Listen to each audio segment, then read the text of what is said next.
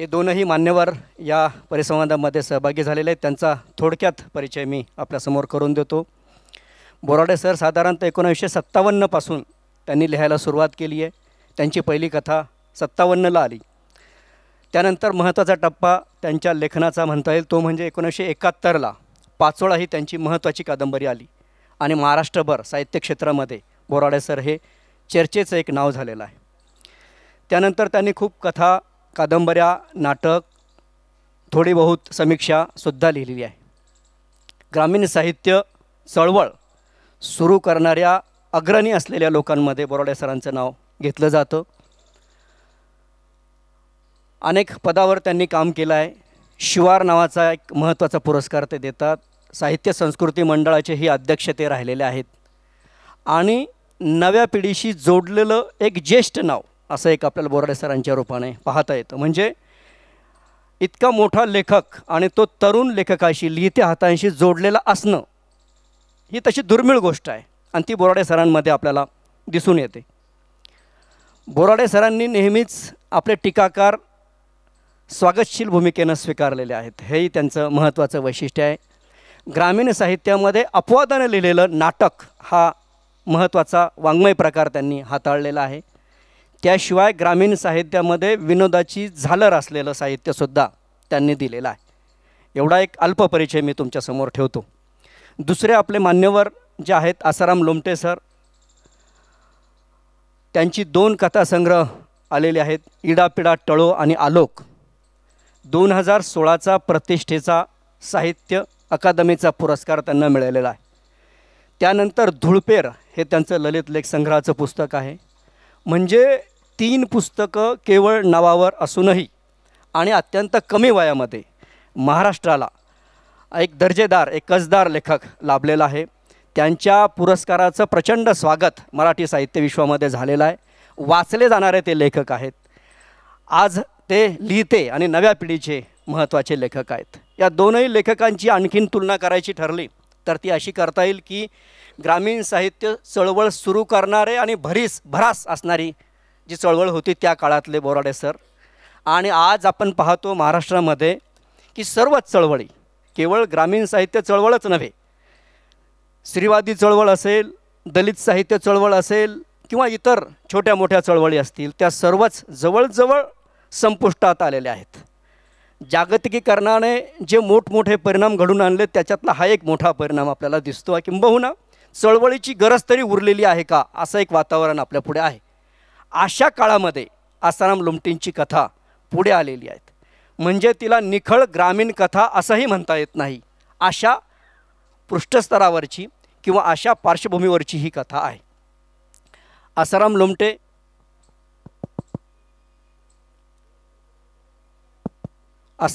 हे व्यवसायाने पत्रकार आहेत आणि त्याचा परिणाम त्यांच्या लेखणीवर झालेला आहे. एवढा असा अल्प परिचय मी करून दिलेला आहे. आपण आपल्या ग्रामीण वास्तवापासून साहित्य दूर आहे का असा परिसंवादाचा विषय आहे.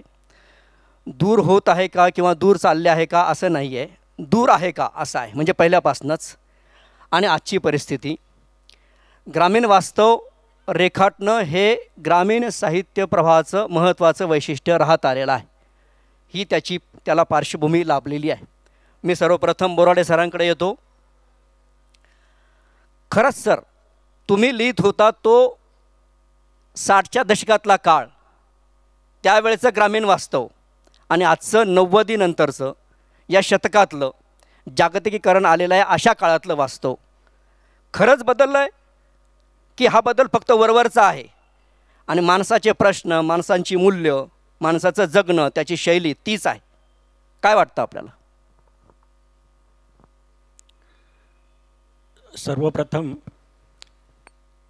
दिव्य मराठीचे मी आभार मानतो की ज्यांनी अशा प्रकारचा एक लिटररी फेस्टिवल आज औरंगाबादमध्ये म्हणणार नाही तर महाराष्ट्रामध्ये असा घडून आणलेला आहे. अर्थात आम्ही हे अपेक्षित धरलेलं आहे की जिथं संगीत आहे,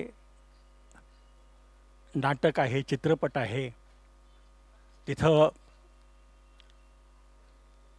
साहित्याला कसं स्थान मिळेल हे आपण जाणतो आहोत.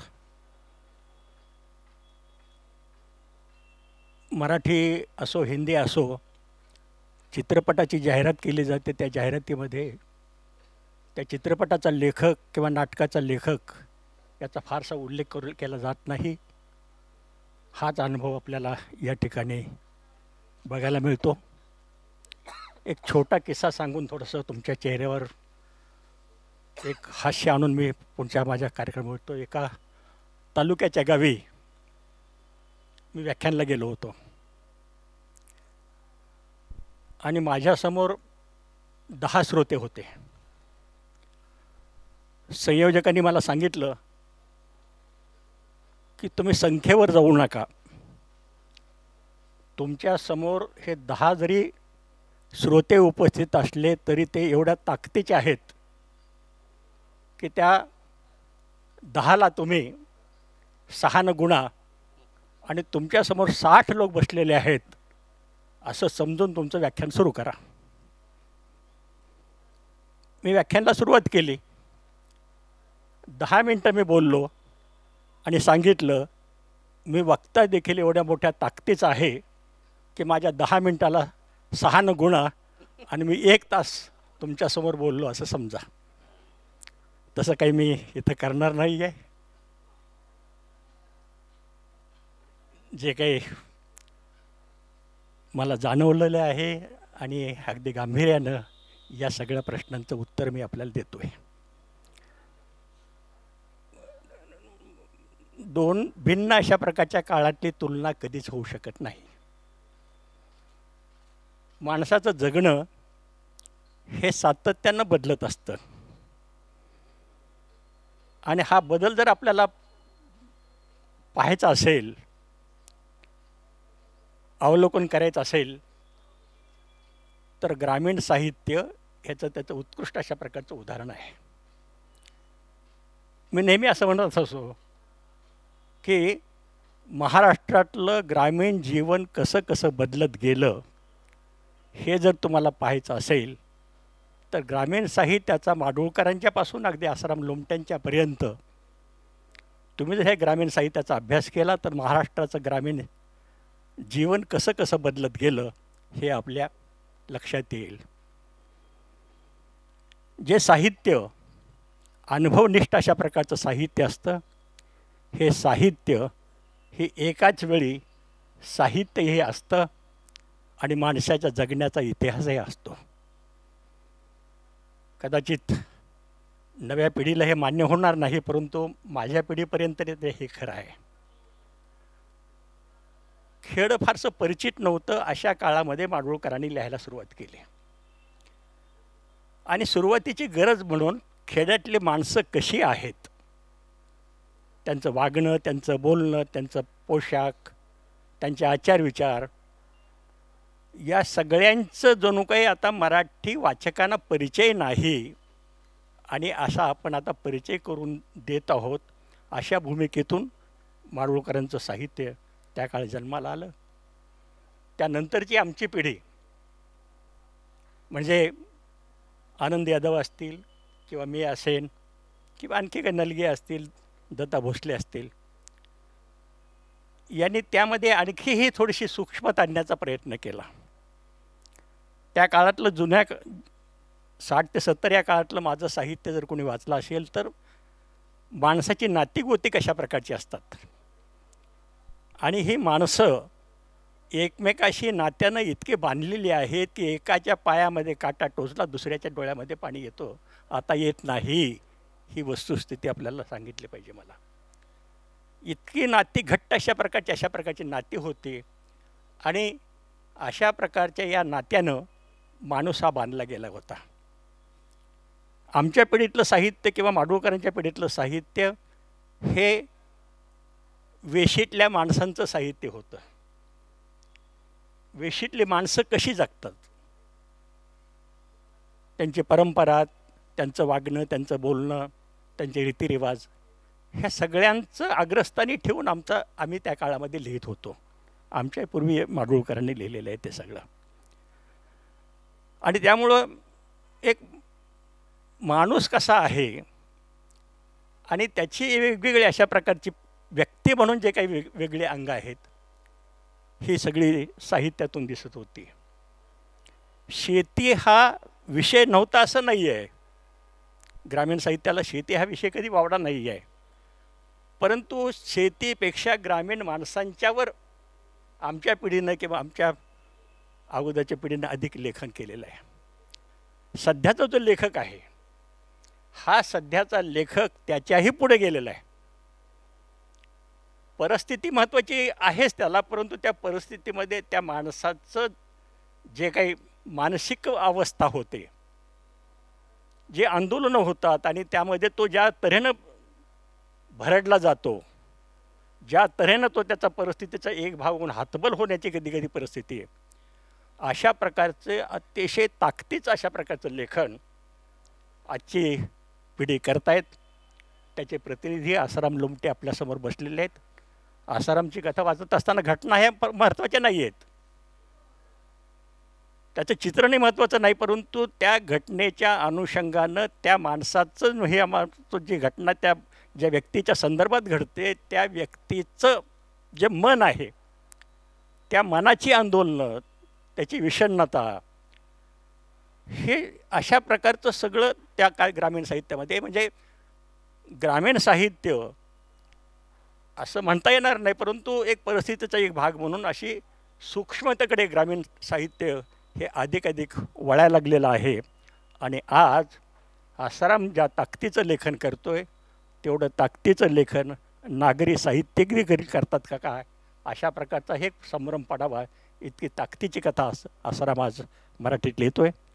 आसाराम असो, कृष्णात खोत असो, किंवा परवा मी दत्तू पाटील नावाच्या लेखकाची एक नवीन कादंबरी वाचली, चैत म्हणून. कवीसंबंधी मी बोलत नाही, अनेक नावं घेता येतील मला, परंतु ही बदल, हा जो बदल आहे साहित्याचा, जो बदल आहे ग्रामीण साहित्याचा, हा बदल हा अशा प्रकारचा सूक्ष्मतेकडे अधिक अशा प्रकारचा चाललेला आहे आणि तो वाचकाने स्वीकारलेला आहे, हे माझ्या दृष्टीनं अधिक महत्त्वाचं वाटतं. धन्यवाद सर. आपण आता लोमटे सरांकडे वळूया. नेहमी असं वाटत राहतं की काळ बदलतो, म्हणजे 60च्या दशकात बदलला आहे, 70च्या दशकात बदलला आहे, परंतु हा आत्ताचा बदलणारा काळ इतक्या वेगाने जातो आहे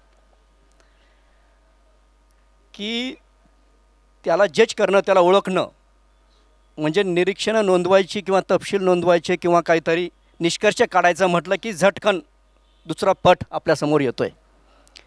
असा हा काळ, याचं आकलन कसं करता येईल सर?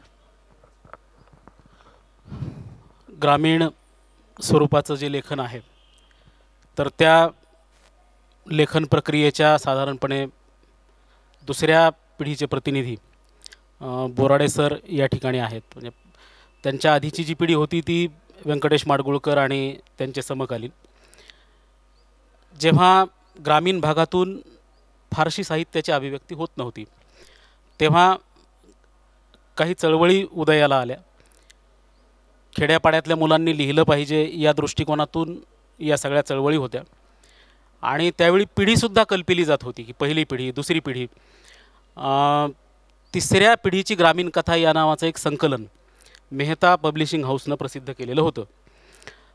आणि म्हणजे आज लेखक म्हणून स्थिरावलेले सगळे जे लेखक आहेत, अगदी बाबाराव मुसळेंपासून गणेश आवटे आणि बाकीचे सगळे लोक, हे सगळे त्या तिसऱ्या पिढीची ग्रामीण कथा या संपादित पुस्तकांमध्ये यांचं लेखन होतं. आम्ही विद्यार्थी दशेत असताना हे सगळं लेखन वाचलं.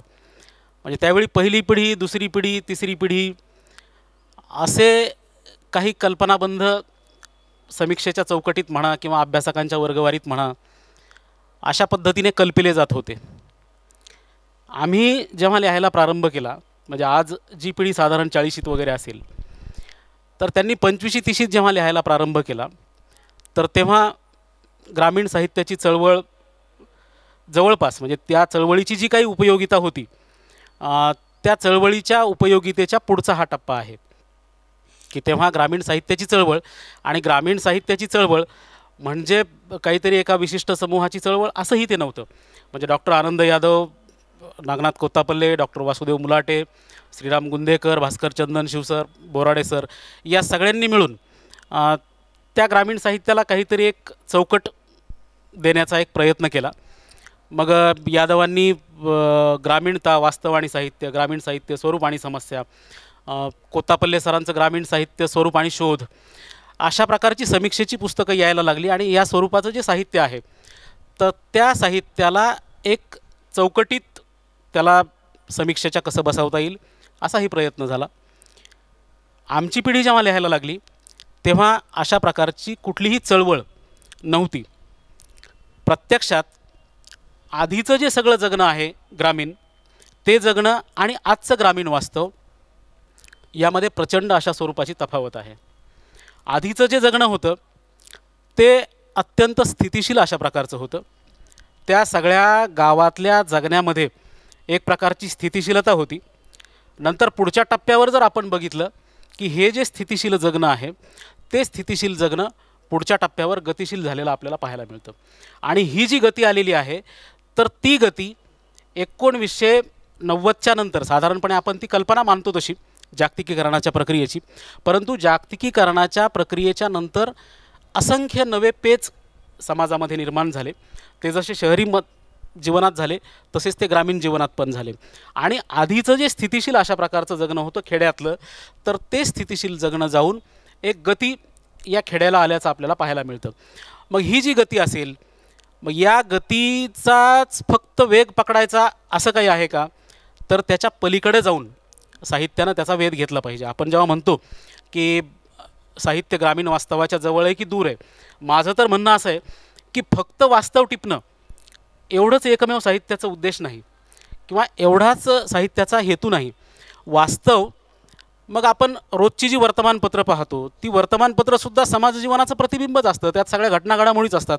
साहित्याकडून एक वेगळी अपेक्षा केलेली असते आणि ती वेगळी अपेक्षा ही अशी असते की त्या साहित्याने समाजजीवनाचं केवळ वास्तव चित्रण करणं एवढीच त्याच्यातून गोष्ट अभिप्रेत नाही, माणूस म्हणून आपल्यातल्या संवेदनेला आवाहन करणं, आपल्यासमोर काही प्रश्न उपस्थित करणं, एखादी कलाकृती आपण वाचल्याच्या नंतर आपण आतून हलणं, आपण अस्वस्थ होणं, आपण विचार करायला लागणं, या सगळ्या गोष्टी मला वाटतं साहित्याच्या जोडीनं येतात.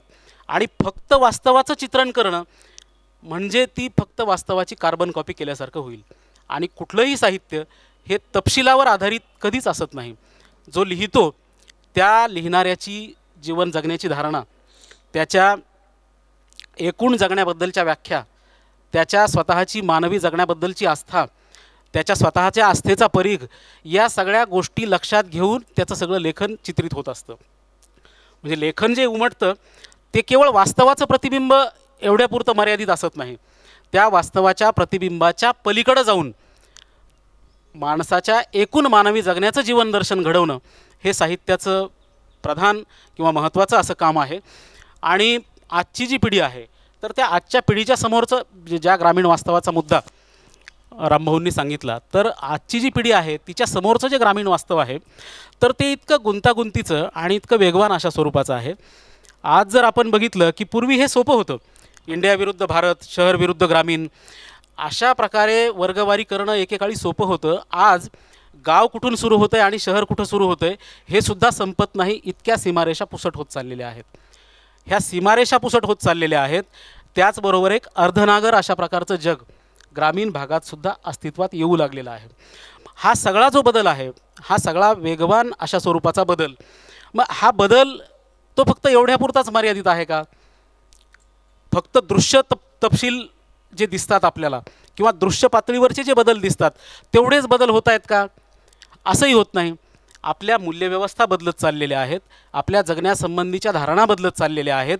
आणि माणूस म्हटल्याच्या नंतर तो संवेदनशील असणं, तो विचारी असणं, ही जी काही गोष्ट आहे, आजची व्यवस्था मग ती शहरी असेल किंवा ग्रामीण असेल, ज्या जागतिकीकरणाच्या प्रक्रियेतून आपण जात आहोत ती व्यवस्था जर आपण बघितली तर आपल्या असं लक्षात येईल की तुम्ही माणूस आहात यापेक्षा तुम्ही ग्राहक आहात असंच वारंवार तुम्हाला सांगितलं जातं आहे आणि आपल्या सर्वांचं बधिरीकरण करणारी एक फार मोठी अदृश्य अशा प्रकारची यंत्रणा कार्यरत आहे असं आपल्याला ठामपणे म्हणता येऊ शकतं. त्याचबरोबर फक्त दृश्य पातळीवरचं जे वास्तव असतं तेच वास्तव साहित्यात आणून चालत नाही.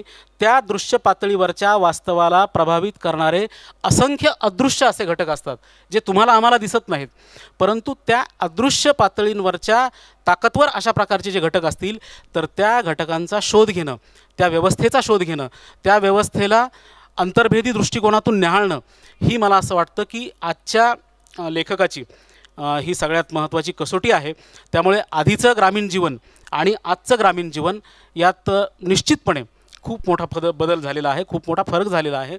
आणि मला सगळ्यात महत्त्वाचं असं वाटतं की जो ग्रामीण भागातला तळाचा जो माणूस आहे तर तो तळाचा माणूस म्हणजे आता ह्या सगळ्या समाज माध्यमांच्याद्वारे आपल्या वेगवेगळ्या अस्मिता आपण टोकदार झाल्याचं पाहतो आणि वेगवेगळ्या प्रकारच्या भावना ज्या व्यक्त होतात त्या आपण पाहतो. तरीसुद्धा ह्या सगळ्या ज्या अस्मिता आहेत तर ह्या सगळ्या अस्मिता हे सगळे वरचे सप्तरंगी बुडबुडे आहेत. खरे जे प्रश्न आहेत ते भीषण अशा गाळात आहेत आणि जो वंचित अशा प्रकारचा माणूस आहे, जो दबलेला माणूस आहे, जो तळातला माणूस आहे तो कुठेच व्यक्त होत नाही. तर त्याच्यापर्यंत जाणं, त्याच्या अनुभवाचं आंतरिकीकरण करणं ही मला असं वाटतं की आजच्या लेखकाची सगळ्यात मोठी जबाबदारी आहे.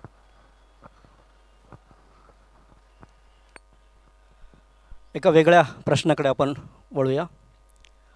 बोराडे सरांनी ग्रामीण साहित्य प्रवाहामध्ये नाटक ह्या साहित्य प्रकाराला हात घातलेला आहे आणि चांगली विपुल अशी नाटकं त्यांनी लिहिलेली आहेत. त्यांच्या एका कादंबरीचं नाट्य रूपांतर झालेलं आहे, आमदार सौभाग्यवती. आणि जसं पाचोळा या कादंबरीनं जसं बोराडे सरांना नाव दिलं तसं या नाट्य रूपांतराने सुद्धा दिलेलं आहे. पण एकूणच ग्रामीण साहित्य प्रवाहामध्ये नाटक हा थोडा दुर्लक्षला गेलेला साहित्य प्रकार आहे. असं का झालं? कदाचित ग्रामीण साहित्यामध्ये नाट्य नावाची गोष्ट नाही आहे का? किंवा ज्या पद्धतीनं कविता असेल, कथा असेल, कादंबरी असेल हे सहज हाताळले गेले ग्रामीण लेखकाकडनं, तसा हा प्रकारच त्यांना उपरा होता का? वास्तविक भारतीय साहित्य परंपरेमध्ये कादंबरी जशी बाहेरून आली तसं नाटक काही बाहेरून आलेलं नाही.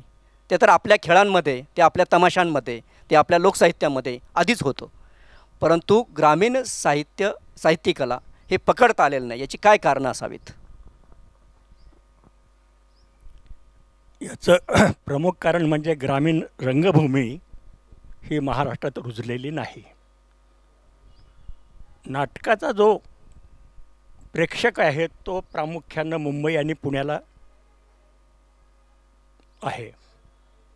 पुण्याला नाटक चालतं, मुंबईलाही चालतं, औरंगाबादमध्ये महिन्यातून एखादा प्रयोग होतो. आता औरंगाबाद सारख्या शहरामध्ये जर असा प्रकारचा प्रकार असेल तर खेड्यापाड्यामध्ये आज तिकीट नाटकं पाहणं हे जवळजवळ आता अस्तित्वातच नाही आहे. अगदी माझ्या लहानपणी कुठल्या त्या खेड्यामध्ये नाटकं व्हायची, ते बघण्यासाठी 10-10 कोसाहून लोक बैलगाड्या जुंपून यायचे वगैरे वगैरे. तुम्हाला जर उदाहरण सांगायचं झालं तर पिकलं पाणी या नावाचं एक नाटक माझं कमलाकर सोनटक्यांनी यांनी केलेलं होतं. दत्ता भट त्यामध्ये प्रमुख भूमिका करत होते. अतिशय वैभवशाली अशा प्रकारचं नाटक हे. परंतु मुंबईला या नाटकाचे प्रयोगच चालले नाहीत. कारण नाटकाचा जो विषय होता तो बाई ठेवण्याचा विषय होता आणि त्याच्यावर ज्या गमती घडतात तो नाटकाचा विषय होता. आता मुंबईच्या लोकांना बाई ठेवणं हा काय प्रकार आहे माहीतच नाही ना. नाही चाललं, मुंबईला चाललं नाही, पुण्याला चाललं नाही. आमदार सौभाग्यवती हे नाटक खूप मोठ्या ताकदीनं प्रशांत केलं. ज्योती चांदेकरी त्यामध्ये प्रमुख भूमिका करत होते. परंतु हे नाटक देखील मुंबईनं स्वीकारलं नाही, फारसं स्वीकारलं नाही. पुण्यानं थोडंफार स्वीकारलं. या नाटकाचे महाराष्ट्रामध्ये 500 प्रयोग झाले. कुठे झाले?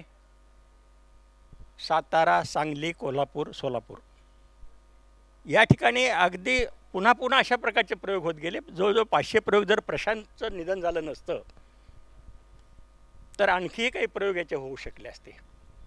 म्हणजे जिथं नाटक पाहण्यासाठी श्रोता आहे, आपलं प्रेक्षक आहेत, तिथंच ते नाटक रुजू शकतं. सुदैवानं मला अशा प्रकारचे निर्माते चांगले भेटले, तुमचं नाटक करतो म्हणणारे भेटले. असा तोट्याचा व्यवहार नाटकाच्या संदर्भात कोणी सहसा करत नाही. बंधमुक्त या नावात नाटक लक्ष्मण देशपांड्यांना खूप आवडलं. ते म्हणाले की आपल्या नाट्य विभागाच्या वतीने व्यावसायिक रंगभूमीवर आपण हे नाटक आणूया.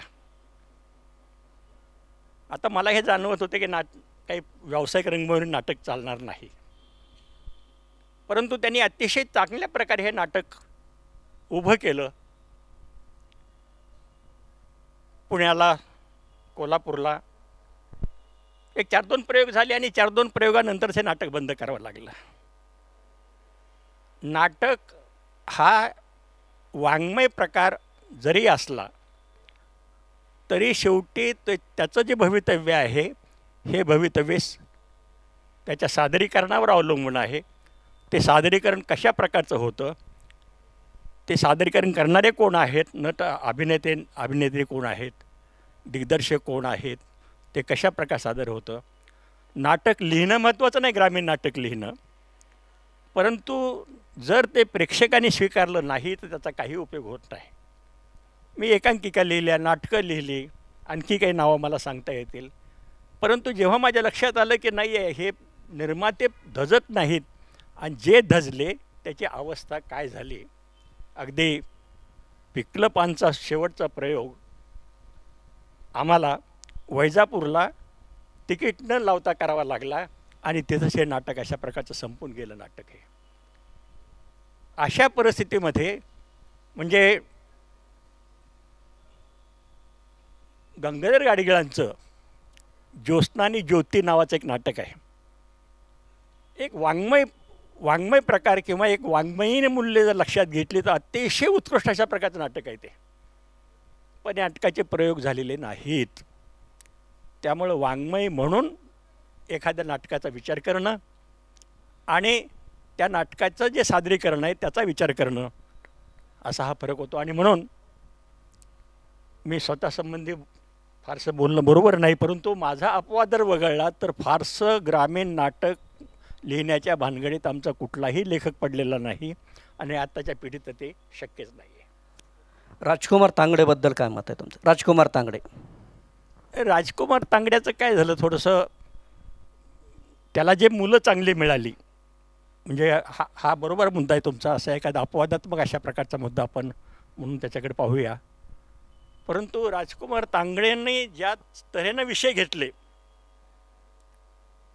जे त्याची नाटकं गाजली, शिवाजीनगरीन भीम मोहल्ला वगैरे वगैरे अशा प्रकारचे, ते नाटकच मुळामध्ये इतकं नाजूक अशा प्रकारच्या विषयाचे किंवा नाजूक म्हणण्यापेक्षा स्फोटक अशा प्रकारचे होते, परंतु अतिशय संयमानं त्यानं ते सादर केलं.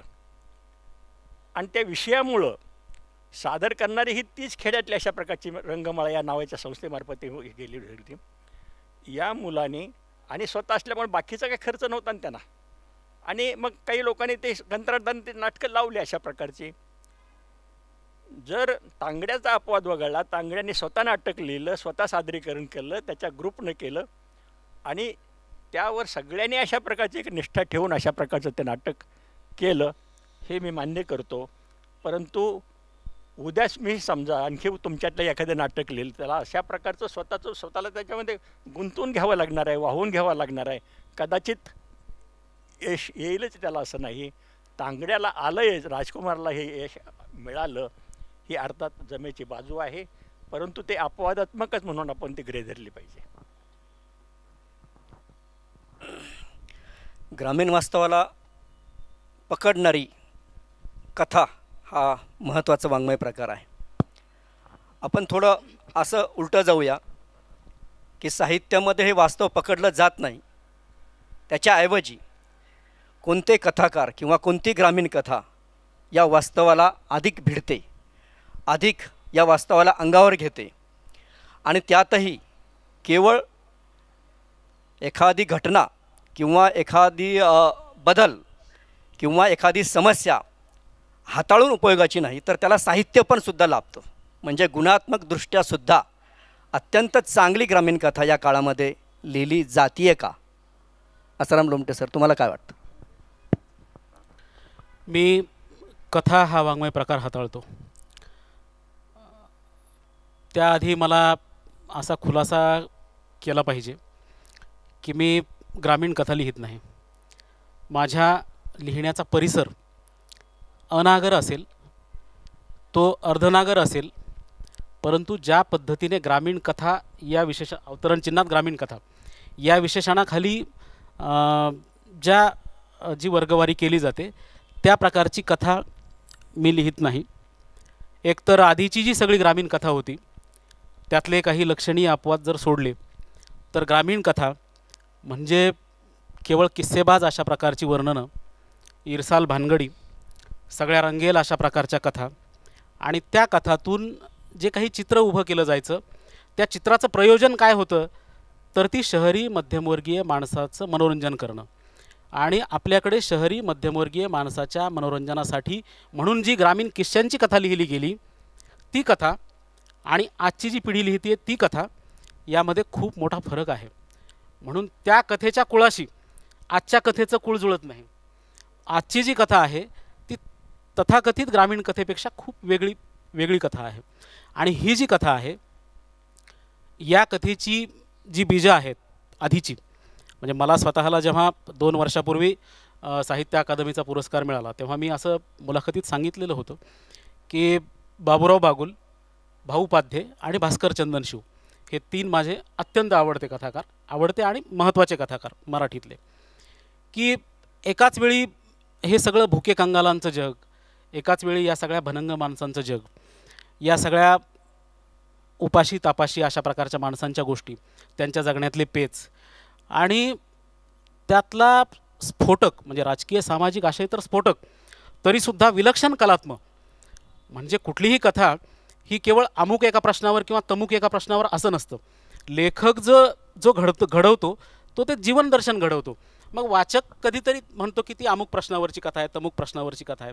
प्रश्नावर निबंध लिहिला जाऊ शकतो, प्रश्नावर लघुप्रबंध लिहिला जाऊ शकतो. कथा किंवा कादंबरी ही जीवनदर्शन घडवणारीच गोष्ट आहे. आणि मी जी कथा लिहितो ती कथा आजच्या काळाची कथा आहे. मला असं वाटतं की आजच्या काळाची कथा लिहिणारे सगळेच जे लेखक आहेत, मग ती जी के आयनापुरेची कथा असेल, किरण गुरवची कथा असेल, ह्या सगळ्या कथाकारांनी, आणखी खूप नावं सांगता येतील, या सगळ्या कथाकारांनी आजचं जे जग आहे तर त्या आजच्या जगाला पूर्णपणे कवेत घेणारी अशा प्रकारची कथा लिहिलेली आहे. आणि ही जी कथा आहे तर ती कथा ग्रामीण, दलित, नागर अशा प्रकारचा कुठलाही भेद करत नाही. हे सगळे आजचा जो लेखक आहे तर जो लेखक अनुभवाला भिडताना ही सगळी वर्गवारी मोडून भिडतो त्याचं लेखन मला असं वाटतं की ते जास्त जीवनदर्शनाच्या जवळ जातं. आणि अशा प्रकारचे भेद मोडूनच कुठलंही श्रेष्ठ अशा प्रकारचं साहित्य पुढे येत असतं, श्रेष्ठ अशा प्रकारची कलाकृती ही पुढे येत असते. मग आजचा जो सगळा काळ आहे तर तो काळ शेवटी कथा काय आहे तर स्थळ आणि काळ या 2 गोष्टींना बांधणारी ती एक कला आहे. स्थळ आणि काळाला गोठविण्याची ताकद ही कथेत असते. आता आपल्या सगळ्यांच्या घड्याळात विशिष्ट ठिकाणी काटे असतील, पण आपल्या सगळ्यांच्या वाट्याला आलेला काळ सारखा नाही. असतीलही, आता आपल्या सगळ्यांच्याच घड्याळात एकाच ठिकाणी काटे असतील, एका विशिष्ट ठिकाणीच, परंतु आपल्या सगळ्यांच्या वाट्याला आलेला जो काळ आहे तो काळ भिन्न आहे. आपल्या प्रत्येकाच्या समोर काळानं निर्माण करून ठेवलेले जे गुंते आहेत ते भिन्न आहेत, प्रत्येकाचे व्यक्तिगणिक भिन्न आहेत. आणि हे सगळे काळानं निर्माण करून ठेवलेले जे गुंते आहेत ते गुंते उकलण्याचं काम आजची कथा करते आहे. विशेष म्हणजे आजची जी कथा आहे ती आजची कथा ही बहुस्तरीय अशा प्रकारची कथा आहे, बहुविध अशा प्रकारची कथा आहे. महाराष्ट्रातल्या वेगवेगळ्या समूहांमधून, वेगवेगळ्या भागातून, वेगवेगळ्या स्तरामधून हे सगळे लोक लिहू लागलेले आहेत. आणि आजची जी कथा आहे ही कथा जर आपण पाहिलं, उदाहरणार्थ जयंत पवारांची कथा आहे. आता गिरणगावमधलं जे सगळं कामगारांचं जग आहे ते कामगारांचं जग उद्ध्वस्त झाल्याच्या नंतर तिथला जो कामगार आहे तो कामगार त्याचं जगणं उखाडलं गेलं. आता मराठवाड्यातला किंवा विदर्भातला किंवा आणखी कुठला असा एखादा स्थलांतरित जो माणूस आहे तो माणूस असं म्हणू शकतो का की नाही त्या कथेशी माझा काही संबंध नाही? असं नसतं. ते त्या गिरणी कामगाराचं जगणं आणि मराठवाड्यातल्या किंवा विदर्भातल्या रोजगारासाठी स्थलांतरित होणाऱ्या शेतमजुराचं जगणं या तपशिलात जरी फरक असला तरीसुद्धा त्याचं उखडलं जाणं, जगण्यातल्या संघर्षाला सामोरं जाणं, ही जी गोष्ट आहे ती गोष्ट एकच आहे. त्यामुळे जयंत पवारांची जी कथा आहे ती कथा असेल किंवा स्थलांतराच्या इकडच्या ह्या भागातल्या कथा असतील तर त्या कथा ह्या सगळ्यांना जोडणारा एक धागा आहे. आणि साहित्य जे आहे मी म्हणालो तसं त्याची वर्गवारी तेव्हाच मोडून पडते की जयंत पवारांची कथा एखाद्या ग्रामीण भागातल्या स्थलांतरित माणसाला ती कथा आपली वाटणं, उखडलेपणाची वाटणं, आणि कुठल्या तरी महानगरामध्ये असलेल्या माणसाला एखाद्या शेतमजूर किंवा आदिवासी कुटुंबाचं होणारं स्थलांतर आणि त्यातून निर्माण झालेले पेच ही गोष्ट आपली वाटणं. मला असं वाटतं की साहित्याचं हेच सगळ्यात मोठं बळ असतं की ते साहित्य आपल्या संवेदनेला आवाहन करतं. म्हणून मला असं वाटतं की आजची जी कथा आहे तर ती आजची कथा ही बहुस्तरीय आहे, बहुविध अशा प्रकारची कथा आहे आणि जागतिकीकरणानं निर्माण करून ठेवलेले जे सगळे पेच आहेत तर ते पेच मराठी कथा अत्यंत ताकदीनं ते पेच पेलण्याचं तीव्र अशा प्रकारे तल्लख अशा दृष्टिकोनातून पेलण्याचं काम करते असं मला वाटतं. सरांनी आजच्या संदर्भावर भाष्य केलेलं आहे. बोराडे सरांकडे जाताना मी आणखीन एक वेगळा प्रश्न उपस्थित करतो. आपल्याला नेहमी असं वाटतं, उदाहरणार्थ माणसाला जे हवं आहे ते लेखकाला नको आहे असं एक सारखा संशय मला येतो आहे. म्हणजे त्याला सोशल मीडिया हवा आहे, लेखकांना नको आहे. त्याला शहरात यायचं आहे पण लेखकांनी त्याला रोखले, म्हणजे त्याच्यासाठी विरोधी सूर त्यांनी लावलेला आहे. म्हणजे सगळ्यांना शहरात येऊन सुखी व्हायचं आहे आणि म्हणून त्याचे लोंढेच्या लोंढे आता शहरामध्ये येत आहेत. त्यांना इंग्रजी शिक्षण हवं आहे, लेखकांचा त्याला विरोध आहे. त्याला भौतिक सुविधा हव्या आहेत, लेखकांचा त्याला विरोध आहे. प्रसारमाध्यमं आली, टी व्ही आला, सगळ्या लोकांनी त्याचा अंगीकार केला. सुरुवातीच्या काळामध्ये लेखकांनी त्याच्याही निषेधाचा सूर मांडलेला होता. लेखक नेहमीच विरोधी बाकावर असतो सर. लेखकाला हा बदल जो आहे समाजामध्ये घडणारा तो नको आहे का? त्याचं नागरीकरण नको आहे का? त्याचं आधुनिकीकरण नको आहे का? किंवा त्याला भौतिक जे सुख हवं आहे माणसांना सगळ्यात जमवला, जवळजवळ म्हणजे हे प्रमाण जर पाहिलं आपण तर 90-95% ते आता गेलेलं आहे. म्हणजे या बदललेल्या माणसाची गोष्ट लेखक सांगत नाही आहे, तर तो बदल नको हे आधी फिक्स करून, आधी ठरून मग गोष्ट लिहायला बसला आहे असं वाटतं का? एक 2 गोष्टीचा खुलासा करतो, तो अतिशय महत्त्वाचा आहे. आसारामने असं सांगितलं की ग्रामीण साहित्यामध्ये चुटक्याच्या गोष्टी सांगितल्या गेल्या. असा कचरा प्रत्येक काळामध्ये निर्माण होत असतो, प्रत्येक पिढीमध्ये निर्माण होतो आणि तो जसा वाहून जातो. औरंगाबाद शहरात काही तसं होत नाही, कचरा कुठं जात नाही, कचरा हा शिल्लकच राहतो किंवा वाढत जातो. पण साहित्यामध्ये काळ हा जो कचरा आहे तो कचरा दूर फेकून जातो, त्याचा कोणी विचार करत नाही. शंकर पाटलांनी जशी अतिशय चांगली अशा प्रकारची कथा लिहिली तशी चुटक्याच्याही गोष्टी त्यांनी लिहिल्या. पण शंकर पाटलांची जी आठवण आहे किंवा त्यांचं जे स्थान आहे, त्यांनी जे अशा प्रकारच्या ज्या समर्थ अशा प्रकारच्या ग्रामीण कथा लिहिल्या ते आपण मानलेच पाहिजे. मिरासदारांचा तर प्रश्नच नाही, मुळातच मी विनोदी लेखक आहेत असं ते म्हणत होते. हा एक मला खुलासा करायचा होता. दुसरा, या विषयाच्या अनुषंगाने जो विषय आम्हाला दिलेला आहे त्याच्या अनुषंगानं मी थोडासा करू इच्छितो, कारण तो राहून जाईल कदाचित आणि ते केल्याशिवाय त्याची मला वाटतं या चर्चेची पूर्णता होणार नाही. ग्रामीण साहित्य हे ग्रामीण वास्तवापासून दूर जात आहे असं या कार्यक्रमातच नव्हे तर नेहमी असं म्हटलं जातं. हे म्हणत असताना आपल्यासमोर जे काही गृहीत अशा प्रकारची गोष्ट आहे ती गोष्ट अशी की ग्रामीण साहित्यिक हे शहरात राहतात आणि आपल्या खेड्यातल्या किंवा खेड्यापाड्यातल्या गोष्टी लिहितात. मला एकाने विचारलं की तुम्ही नागरिक का लिहित नाही, ग्रामीणच का लिहिता? तर मी म्हटलं मला जे सुचतं, माझ्या मनातून जे उगवतं ते मी लिहितो. म्हटलं त्याला शब्दरूप मी देतो. परंतु लोकांच्या मनात की हे सगळे ग्रामीण लेखक हे शहरात राहतात आणि खेड्यावर लिहितात म्हणजे हे वास्तवापासून दूर चाललेले आहेत. यांना कुठला अनुभव आहे खेड्यातला? काय खेड्यातल्यानं जगणं माहीत आहे त्याला. आपण हे लक्षात घेत नाही की पूर्वी आपल्या खेड्यामध्ये आपल्याला जे अनुभव येत होते त्यापेक्षा अधिक प्रखरपणे ते अनुभव आज आपल्यासमोर येतात. आणि त्याला जी माध्यमं आहेत, ही माध्यमं प्रिंटिंगची माध्यमं आहेत, इलेक्ट्रॉनिक्सची माध्यमं आहेत. आज वृत्तपत्र उघडल्यानंतर तुमच्यासमोर ज्या बातम्या येतात, तुम्ही खेड्यामध्ये जाऊन काय आणखी पाहणार आहात तुम्ही? त्याच्यापेक्षा अशा प्रकारच्या वृत्तपत्रामध्ये येणाऱ्या ज्या बातम्या आहेत त्या बातम्या तुम्हाला अस्वस्थ करतात. इलेक्ट्रॉनिक मीडियाच्या माध्यमातून जे अशा प्रकारचं काही तुमच्यासमोर येतं ते इतकं भयानक अशा प्रकारचं असतं की त्याचे अनुभव तुम्हाला एखाद्या खेड्यात जाऊन येणार नाहीत, असे अनुभव येत आहेत. आणि हे सगळं टिपण्याचा प्रयत्न, त्याला कथात्मक अशा स्वरूपाचं हे करणं, अनुभवाला रूप देण्याचा अशा प्रकारचा प्रयत्न हा ग्रामीण साहित्यिक हा करत असतो. त्यामुळं ग्रामीण साहित्यिक वास्तवापासून दूर चाललेले आहेत असं मुळीच नाही, किंवा वास्तवाला अनेक अंगाने अशा प्रकारचं हे लेखक भिडायला लागलेले आहेत. नकारात्मक अशा प्रकारची भूमिका घेऊन लेखकाला कधीही लिहिता येत नाही. एखाद्याचा द्वेष करून त्याला तुम्ही समजून घेऊ शकत नाही. त्याला जर समजून घ्यायचं असेल तर तुम्हाला त्याला आपलंसं करावं लागतं, त्याचं तुमचं कुठंतरी नातं जुळावं लागतं आणि मग तुम्हाला तो माणूस खऱ्या अर्थानं समजून येतो. त्यामुळे आमच्या पिढीतला साहित्यिक असो किंवा आजच्या पिढीतला साहित्यिक असो, ही नकारात्मक भूमिकेनं ह्या सगळ्याकडे पाहत नाही आहे. यातून जे घडतं, जे त्याला जाणवतं, जे त्याच्या मनाला स्पर्श करून जातं ते अधिक महत्त्वाचं आहे. नकारात्मक अशा प्रकारच्या भूमिकेतून त्या लेखकाला काहीही हे नाही. उलट हे जीवन समजून घेण्याचा, ते अधिकाधिक अशा प्रकारचा आत्मसात करण्याचा, जवळ करण्याचा, त्यातलं सत्य शोधण्याचा अशा प्रकारचा प्रयत्न करत असतो.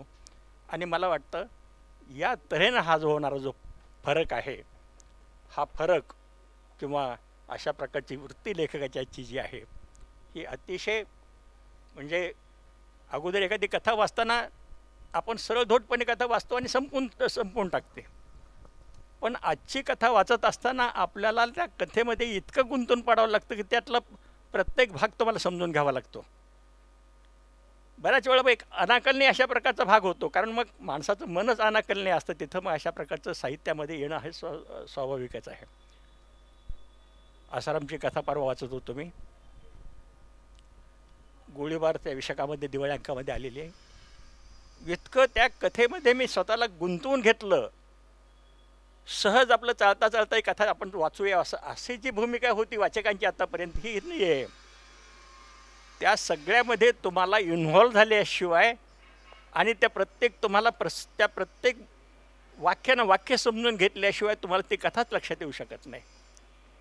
अशा प्रकारचा हा बदल, कारण शेवटी ज्या कारणासाठी गोळीबार झाला, शेतकऱ्याच्या ज्या मागण्या सध्या येत आहेत आणि त्यातून जे काही घडत आहेत त्याच्या प्रकारचं, अशा प्रकारचं हे तुम्हाला नकारात्मक भूमिका घेऊन समजून घेता येणार नाही. अगोदर कुठंतरी तुम्ही ते अनुभवलेलं असतं, कुठंतरी तुम्ही वाचलेलं असतं, कुठंतरी तुम्हाला ते दिसलेलं असतं आणि मग त्याच्याशी समांतर अशा प्रकारचं जे काही घडत जातं नंतर ते वाटतं का नाही याच्या पलीकडेही पुन्हा आणखी काहीतरी लेखक आपल्याला सांगतोय.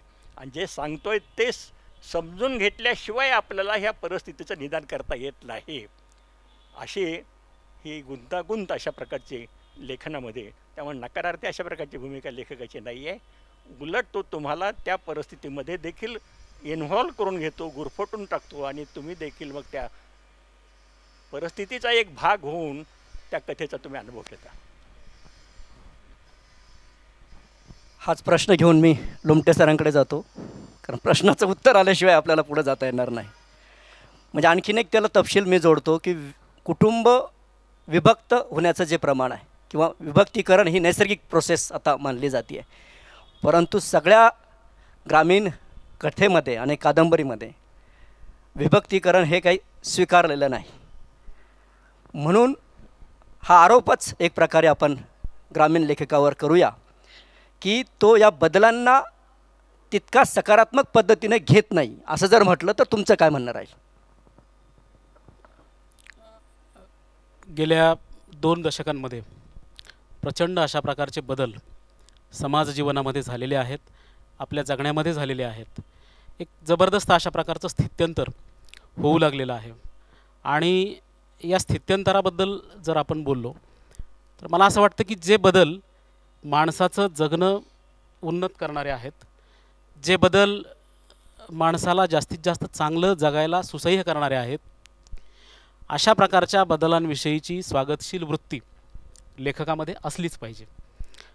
पण जे बदल असतात ते सगळे जे बदल आहेत तर ते सगळ्या बदलांचे परिणाम चांगलेच असतात का? कल्पना करा किंवा एखाद्या ग्रामीण भागातल्या किंवा तांड्यावरच्या एखाद्या मुलीने 5 रुपयाची शॅम्पूची पुडी वापरली म्हणजे तिच्या आयुष्यात बदल झाला का? तिचं ढोरकष्ट, तिच्या आयुष्यातले हाल, तिच्या आयुष्यातली वंचना संपली का? म्हणजे तिनं फक्त ती 5 रुपयाची शॅम्पूची पुडी लावली याचा अर्थ आपण त्याचा थेट संबंध आधुनिकीकरणाशी जर जोडणार असू तर मला असं वाटतं की याची आपण कुठेतरी गल्लत करतो आहे. आणि जे आधुनिकीकरण आहे तर ते आधुनिकीकरण माणसाच्या जगण्यासाठी, त्याचं जगणं वर उचलण्यासाठी, त्याचं जगणं उन्नत करण्यासाठी जे जे बदल येतील त्या सगळ्या बदलांविषयी अत्यंत स्वागतशील अशा प्रकारचा दृष्टिकोन लेखकाचा असला पाहिजे, माणसाचं जगणं उन्नत होण्याच्या दृष्टिकोनातून. मी आधीच्या ज्या ग्रामीण कथेबद्दल बोललो, सरांनी त्याचा खुलासा केला, तर त्यातले मी सुरुवातीला सन्मानाने अपवाद वगळलेच होते की मी म्हटलं काही अपवाद वगळता बाकी सगळी ग्रामीण कथा ही किस्से किंवा रंजनप्रधान अशाच प्रकारची होती. त्याचबरोबर आणखीन एक मागच्या आधीच्या पिढ्यांमधलं एक गृहीतक होतं की आधुनिकीकरण ही काहीतरी फारच वाईट गोष्ट आहे, ती शहरांना बिघडून टाकणारी, खेड्यांना बिघडून टाकणारी गोष्ट आहे. उदाहरणार्थ शहरं जी समृद्ध झाली ती ग्रामीण भागाच्या पिळवणुकीतून झाली किंवा ग्रामीण भागातली समृद्धी शहरांनी ओरबाडली, अशा प्रकारची ती धारणा होती. मला असं म्हणायचं आहे की ग्रामीण भागातली वाताहत किंवा तिथले जे काही प्रश्न निर्माण झालेत ते फक्त शहरांनीच निर्माण केलेत का? नाही, तिथे पण एक शोषणाची अंतर्गत अशा प्रकारची व्यवस्था होती.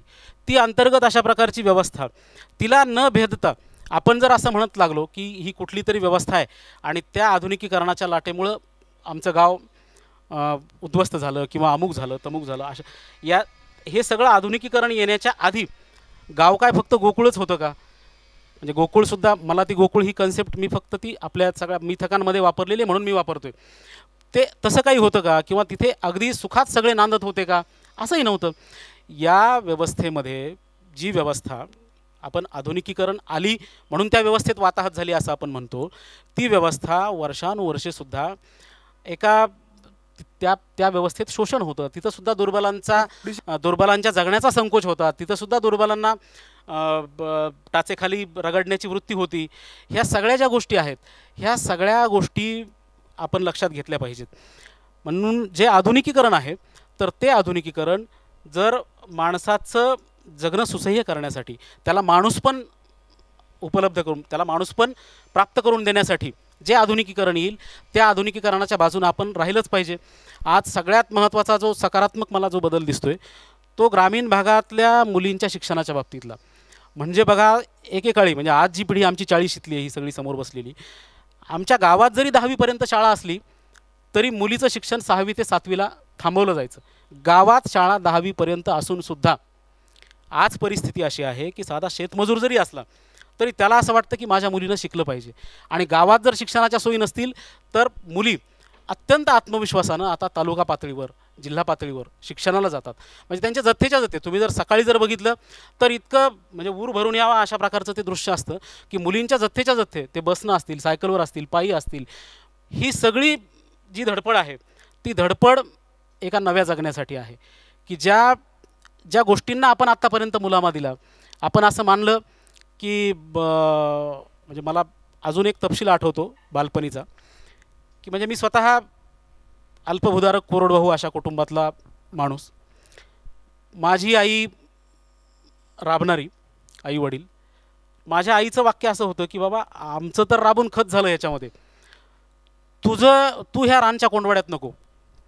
मी असा विचार केला की आत्तापर्यंत तर आपल्या प्रतिभावंतांनी रान म्हणजे हे बेबंद, मुक्त, हवेशीर आणि ते इतकं बेबंद, मुक्त, हवेशीर अशा प्रकारचं रान हे माझ्या आईला कोंडवाडा का वाटतं? याचं कारण तिचं स्वतःचं जगण्याचं एक तत्त्वज्ञान आहे, तिची स्वतःची जगण्याची एक भूमिका आहे.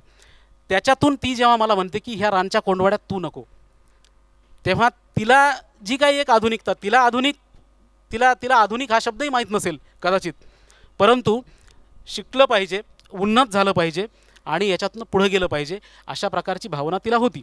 आजही आपण पाहतो आहोत की ग्रामीण भागामध्ये की ह्या सगळ्या प्रश्नांनी गांजून गेलेली सगळी जी माणसं आहेत, तुम्ही जर बघितलं तर असंही एक चित्र आपल्याला दिसेल की ही सगळी माणसं शेतीतून बाहेर पडण्याच्या व्यवस्थेत आहेत. आणि त्याच बाजूला तुम्ही असंही म्हणू नका की मग हे सगळे शहरालगतचे सगळे मोठमोठे पॉली हाऊस, शीतगृह, अमुक तमुक हे काय आहे, तर ते सगळ्या समूहातून आलेला जो नवश्रीमंत आहे, तर त्यांना अलीकडे जास्त ह्या सगळ्या काळ्या आईचा लळा लागलेला आहे.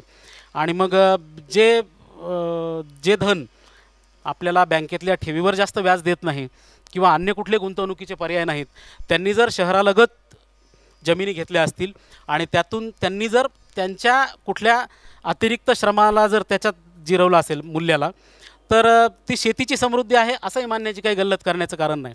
म्हणजे ही सगळी जी आधुनिकता दिसते म्हणजे आता मग खूपच परिस्थिती सुधारली असं पण मानण्याचं काही कारण नाही. मुद्दा इतकाच आहे की आधुनिकता या शब्दाची आपली व्याख्या काय. जी आधुनिकता सर्वसामान्य माणसाच्या, जी आधुनिकता दबलेल्या माणसाच्या आयुष्याला उन्नत करते, अशा प्रकारच्या आधुनिकतेचं आपण स्वागतच केलं पाहिजे. आणि मला असं वाटतं की कुठलाही सर्जनशील लेखक या प्रकारच्या बदलांना नक्कीच सामोरा जाईल स्वागतशील दृष्टीनं.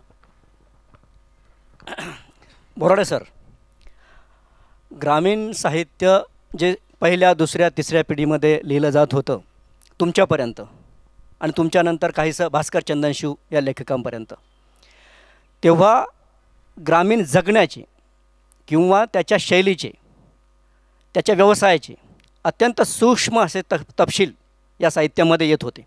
तपशील, आणि या तपशिलामधनं ग्रामीण वास्तव हे प्रकट होत होतं आणि मग तिथल्या माणूस त्या आधारावर, त्या पार्श्वभूमीवर उभं राहत होता.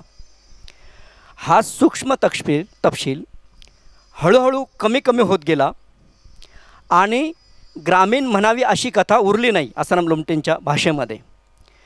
परंतु त्यातनं ग्रामीण शैलीच जवळजवळ संपुष्टात आलेली आहे. हा तपशील हा कालबाह्य झाला आहे का, की लेखक शहरामध्ये आला, त्याचं निरीक्षण कमी पडलं आणि म्हणून जसजसं निरीक्षण कमी पडलं, जसजसं त्याचं जगणं तिथून उपटलं गेलं, तसतसा हा तपशील कमी झाला आहे का. कारण म्हणजे कृष्णात खोतांची कथा आणि लुमटेंची कथा याच्यामध्ये थोडासा फरक आपल्याला करावा लागेल किंवा त्याची गरजच आता संपुष्टात आलेली की. तुम्हाला काय वाटतं, तपशील आवश्यक आहे की नाही? आणखी एका गोष्टीचा उल्लेख या ठिकाणी करणं विक्रमप्राप्त समजो. ग्रामीण भागाची जी वाताहत सध्या सुरू आहे, शेती हा त्यांचा प्रमुख व्यवसाय. आज शेतीची काय अवस्था आहे, कुटुंब विभक्त झाली. कुटुंब विभक्त होताच शेतीचे तुकडे पडले आणि आज हे तुकडे इतके छोटे छोटे झालेले आहेत की ते कसणं देखील आता अवघड झालेलं आहे. बैलांच्या दावणी मोडलेल्या आहेत. तुम्ही जर महाराष्ट्राचं चित्र पाहिलं तर एखादा दुसरा अपवाद वगळता एकही खेडं वेशीच्या बाहेर निघालेलं नाही. याचा कोणी विचारच करत नाही आहे. भाऊभाऊ वेगळे होतात आणि हे प्रमाण वाढलेलं आहे विभक्तीकरणाचं अशा प्रकारचं. आणि आहे त्या जागेमध्ये भिंती घालून अशा प्रकारचे ते कोंडवाड्यात ते राहत आहेत. आणि या सगळ्या कोंडवाड्यामध्ये आज जी दुर्दशा चालू आहे ती खेड्यातल्या म्हाताऱ्या माणसाची. विजयप्रकाशांना माझी नुकतीच आयुष्याच्या सायंकाळी ही कादंबरी प्रकाशित केलेली आहे. आणि यामध्ये सगळी ही खेडी कशा प्रकारची उद्ध्वस्त झाली, कोणत्या कारणामुळे झाली आणि मग या सगळ्यामध्ये त्या म्हाताऱ्याचे कसे हाल सुरू आहेत. बैलाच्या दावणी जवळजवळ मोडलेले आहेत. परवा या दुष्काळामुळं तर 1 लाखाची जोडी 50,000मध्ये विकत घ्यायला तुम्ही तयार नाही आहे. सेंद्रिय खताचा पुन्हा पुन्हा उल्लेख केला जातो, परंतु दावणीला गुरच नाही आहेत तर सेंद्रिय खत कुठून निर्माण होणार, कुठल्या प्रकारचं खत निर्माण होणार? अशा प्रकारचं ही ग्रामीण भागाची अशा प्रकारची ही जी वाताहत सुरू आहे, या वाताहतीचा मुळाशी जाऊन विचार करण्याची अशा प्रकारची वृत्ती ही राहिलेली नाही. आणि या सगळ्यामध्ये वास्तव केवळ घटनेतून व्यक्त होत असं नाही आहे, एखाद्याच्या मनातून देखील वास्तवता व्यक्त होते. कृष्णात खोचा तुम्ही उल्लेख केला, दत्तू पाटलाचा मी उल्लेख करेन. अशा प्रकारची या नव्या पिढीमध्ये लिहिणाऱ्या अशा प्रकारच्या लेखकाच्या रिंगण नावाची एक कादंबरी या कृष्णात खोची लिहिली. विचार आपण घेतला तर संबंध कादंबरीमध्ये कथा कुठेही आपल्याला दिसत नाही, किंवा दिसली तर पुसटशी दिसते, परंतु त्या पुसटशी अशा प्रकारच्या त्या पार्श्वभूमीवर जी धडपड चाललेली आहे माणसाची, काय म्हणजे एक वैश्विक अशा प्रकारचं सत्य, जसं आसामनं सांगितलं की आजचे ग्रामीण कथा केवळ ग्रामीण उरलेले नाही, त्याच्या पलीकडे जाऊन वैश्विकतेचा शोध घेते सगळं. मला थोडंसं सांगितलं पाहिजे आपल्याला. कथा अशा प्रकारची आहे की धरणामुळं गावं उठतात आणि मग त्यांची पर्यायी व्यवस्था कुठंतरी केली जाते. माणसाची धड राहण्याची व्यवस्था नाही, अशा परिस्थितीमध्ये जनावरांची व्यवस्था कुठं होणार? म्हणून बाजूला जे जंगल आहे त्या जंगलामध्ये अशा प्रकारची आपली गुरं सोडून देतात ते, आणि मग आपलं व्यवस्थित आपलं सगळं घरबार बांधून झालं, गोठा तयार झाला की आपली जनावरं नेऊ, अशा विचारानं ते लोक घेतात. आणि मग जेव्हाही काही काळ जातो असा, आणि मग ते आपली गुरं परत आणण्यासाठी त्यातले दोघंजण जातात. त्यांना वाटलं की आपली जी म्हैस आहे ती आपली इतकी लाडकी आहे की तिला आपण समोर दिसलं नाही तर तिला अस्वस्थ व्हायची. आता ती आपल्याला बघितल्याबरोबर त्या जंगलातून धावत अशा प्रकारचे येईल. पण प्रत्यक्षामध्ये घडतं ते वेगळं की ती त्याला ओळख दाखवत नाही ती म्हैस. शेवटी त्याला तिच्या गळ्याला दावं लावून ओढण्याचा जेव्हा प्रयत्न केला जातो तेव्हा जो गुरांचा समूह असतो सगळा, तो सगळा या दोघावर धावून येतो अंगावर. कारण त्यांचा समूह झालेला आहे आता. कारण त्यांना हे जाणवलेलं आहे की या जंगलामध्ये जर राहायचं असेल तर आपल्याला समूह केल्याशिवाय राहता येणार नाही, नाहीतर वाघ सिंह केव्हाही अशा प्रकारचे आपल्यावर झडप घालून आपल्याला खतम करतील. आणि म्हणून त्यांच्यामध्ये ही आता ही भावना निर्माण झाली की ही समूहाची भावना, हे आपलं आता नातं, आपलं जे नातं आहे ते आता एकमेकाशी अशा प्रकारचं नातं आहे.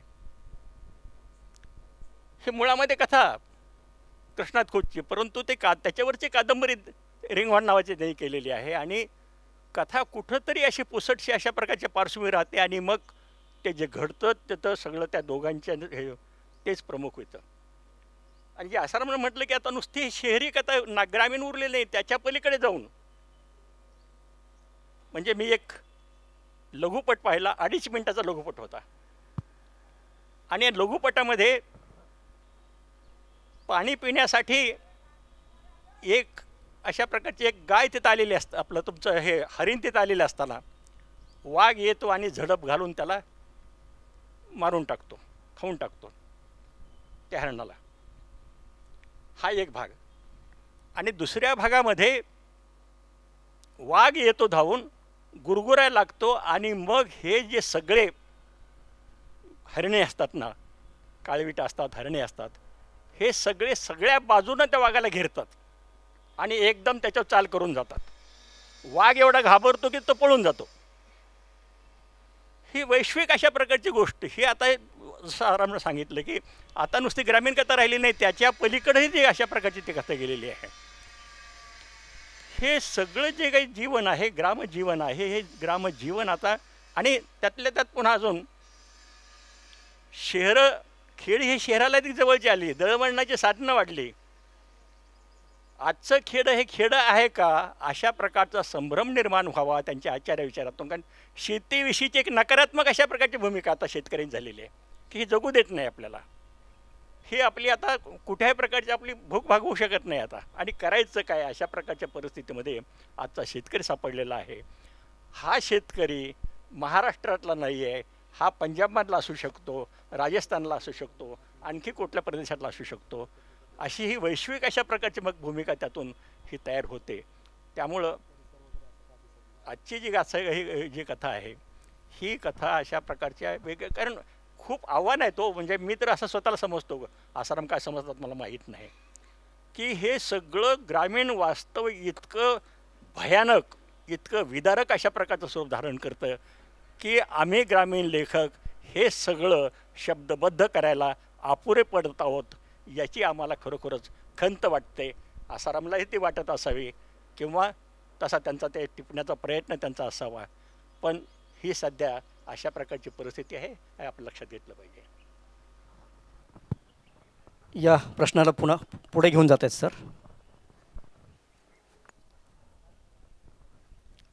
मी सुरू करू. हॅलो. सरांनी जो मुद्दा उपस्थित केला तोच मी पुढे नेतो आहे आणि ही चर्चा जवळपास आपली आता समारोपाच्या वळणावर येऊन ठेपलेली आहे. रामभाऊंचा प्रश्न असा होता की परिसर किंवा ती शैली आधीच्या कथेची, ग्रामीण कथेची, ती आता का नाही राहिली. तर त्याचा उल्लेख मी बऱ्यापैकी केलेला आहे की अर्धनागर अशा प्रकारचं एक जग अस्तित्वात आलेलं आहे. त्यामुळे आधीच्या लेखनातला परिसरनिष्ठा हा जो गुण होता, परिसरनिष्ठा, की व्यंकटेश माडगुळकरांची बनगरवाडी असेल, मानदेशी माणसं असतील, मधु मंगेश कर्णिकांची माहीमची खाडी, माचीवरचा बुधा, ह्या सगळ्या ज्या कलाकृती आहेत तर त्या परिसराशी निगडीत आहेत आणि त्या परिसराचा काय म्हणता येईल त्याला रस, रूप, गंध त्याच्यातून ध्वनित होतो. आजचं जे जगणं आहे तर ते जगणंच मुळात इतकं गुंतागुंतीचं आहे. आणि मी आधी म्हणालो तसं की एका अर्धनागर अशा प्रकारच्या जगात आपण सगळेजण आहोत. तर या अर्धनागर जगामध्ये तशा प्रकारच्या परिसरनिष्ठेला आता फारशी जागा उरलेली नाही आहे. त्यामुळे आजचं जे लेखन असेल, अनागर पार्श्वभूमीतून येणारं आजचं जे लेखन असेल त्यात परिसरनिष्ठा हा गुण भविष्यात तुम्हाला दिसणार नाही. आणि जी भाषा आहे तर त्या भाषेतसुद्धा कमालीचे बदल झालेले दिसतील. ती भाषा आधीची जी होती त्यापेक्षा शेवटी लेखक काय करतो की प्रमाण भाषा, अमुक भाषा, ग्रामीण भाषा, बोली भाषा, ह्या सगळ्या ज्या वर्गवाऱ्या आहेत तर त्या वर्गवाऱ्या मला असं वाटतं की कुठल्याही कलाकृतीचं मूल्यमापन करण्यासाठी पुरेशा नाहीत. उदाहरणार्थ आपल्या नागर आणि मध्यमवर्गीय दृष्टिकोनातून आपण बोलींना अशिष्ट मानतो किंवा बोली म्हणजे काहीतरी गावंढळ, काहीतरी अशुद्ध. आपल्याकडे आधी त्याला ग्राम्य अशा प्रकारचा एक शब्द होता. तर असं काही नसतं ते की भाषा ही शेवटी भाषा असते आणि बोलींच्या माध्यमातून सुद्धा अनेक महत्त्वाच्या कलाकृती निर्माण झालेल्या आहेत, हेही आपल्याला पाहायला मिळतं. हे सगळं होत असताना परत रामभाऊंचा जो आधीचा प्रश्न होता की बदलांना लेखक सामोरे जात नाहीत का, तर ते बदलांना सामोरे जातातच. मुळात लेखकाची जी धारणा आहे आजच्या काळातली तर ती धारणाच अशी असली पाहिजे की आपण लिहितो कशासाठी, आपल्याला लिहायचं कशासाठी. आज जर आपण घरात बसलो तर दूरचित्रवाणीवर प्रचंड अशा प्रकारच्या जाहिराती दिसतात. आपण जर घराच्या बाहेर पडलो तर आपल्याला जाहिरातींचे मोठमोठे फलक दिसतात. अगदी तुम्ही वजन कसं घटवायचं इथपासून वजन कसं वाढवायचं, तुम्ही अमुक गादीवर झोपल्याच्यानंतर तुमच्या सगळ्या व्याधी दूर होतील, अशा प्रकारे असंख्य जाहिरातींचा मारा, उत्पादनांचा मारा आपल्या सगळ्यांवर होतो आहे.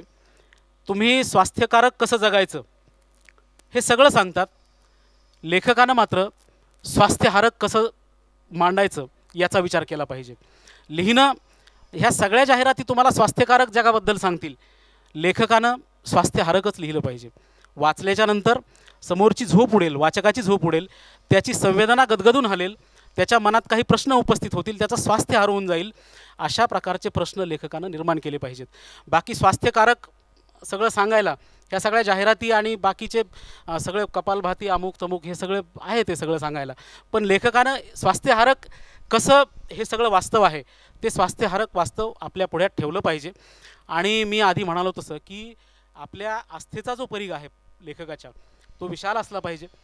माझ्या कथेतलं एक वाक्य आहे की पोटऱ्यातलं कणीस जसं झाकून घेतं आतल्या दाण्यांना तसं शब्दाखाली झाकून घ्यावं सगळ्यांनाच, लिहिणाऱ्यांना. तर मला असं वाटतं की आजचं पुढ्यातलं आपल्या वास्तव, त्याच्या पाठीमागे असणारी लिहिण्याची धारणा, या प्रश्नाचं उत्तर देण्यासाठी हे विवेचन पुरेसं आहे असं मला वाटतं. एक छोटासा प्रश्न विचारून या मुलाखतीचा किंवा परिसंवादाचा आपण शेवट करूया, कारण तो हा पूर्वार्ध आहे. खरं तर साहित्यामध्ये विषय हाताळले जातात, परंतु त्याची वाचनीयता ही हरवत चाललेली आहे. ग्रामीण साहित्य अत्यंत सुबोध आणि महानगरी साहित्य अत्यंत दुर्बोध, अशा दोन टोकाला हे साहित्य आपल्याला दिसतं. आपली कथा मात्र वाचकाला भिडते, त्याला ती उद्ध्वस्त करते आणि आपलीशी करते. विषय हाताळले जातात, परंतु त्याला साहित्य पण लाभत नाही. ते कशामुळं? मराठी लेखक कमी वाचतात, त्याला भाषेचं तेवढं आकलन नाही, की त्याचा अनुभवच दरिद्री आहे. काय कारण आहे की हा अनुभव अत्यंत सकस पद्धतीने ग्रामीण साहित्यामध्ये किंवा एकूण साहित्यामध्ये येत नाही? मुख्यतः अनेकांची समजूत अशी असते की जे दिसतं ते मांडलं म्हणजे साहित्य. इतकी सोपी साहित्याची व्याख्या नाही. त्याचबरोबर लिहिणारा जो कोणी असतो त्याचं राजकीय सामाजिक आकलन, त्याची अनुभवाला भिडण्याची रीत, त्याचा स्वतःचा व्यक्ती म्हणून असलेला वकूफ, अशा सगळ्या गोष्टी तिथं कार्यरत असतात. आणि ह्या सगळ्या गोष्टी जिथं जुळून येतात तिथं मग ते लेखन वृत्तांताच्या पुढे जातं. कुठलंही चांगलं लेखन हे नवनवे अनुभव जरी आपल्यासमोर मांडत असलं तरी तो केवळ वृत्तांत नसतो, ते केवळ रिपोर्टाज नसतं. जेव्हा ते आपल्या मानवी संवेदनेला, आपल्या माणूसपणाला, आपल्यातल्या माणूसपणाला जे जागं करतं ते खरं साहित्य असतं. मला असं वाटतं की अशा प्रकारचं काम करणं, अशा प्रकारे कार्यरत असणाऱ्या अनेक कलाकृती आपल्याला दिसतील आणि त्याचा आपण एक वाचक म्हणून शोध घेतला पाहिजे. समारोप एका वेगळ्या मुद्द्यानं मी करतोय. प्रश्न आमच्यासमोर आहे तो केवळ साहित्यिकासमोर नाही आहे, तर एकूण कलावंतांच्या समोरचा हा प्रश्न आहे की आजचा वाचक, आजचा प्रेक्षक, आजचा श्रोता संवेदनशील आहे का? आपल्या संवेदना वरचेवर अधिकाधिक बोथट अशा प्रकारच्या होत चाललेल्या आहेत. आणि ही परिस्थिती जर अशीच वाढत गेली तर केवळ साहित्याचंच नव्हे तर एकूणच कलेचं काय होणार, हा माझ्यासारख्याला लागलेला एक काळजी आहे माझ्यासारख्याला, किंवा अशा प्रकारचा एक घोर अशा लागलेला आहे, असं मला समारोपात म्हणावंसं वाटतं. या दोनही मान्यवरांचे आणि आपल्या सर्वांचे आभार मानून हा जो परिसंवाद आहे इथे थांबूया. धन्यवाद.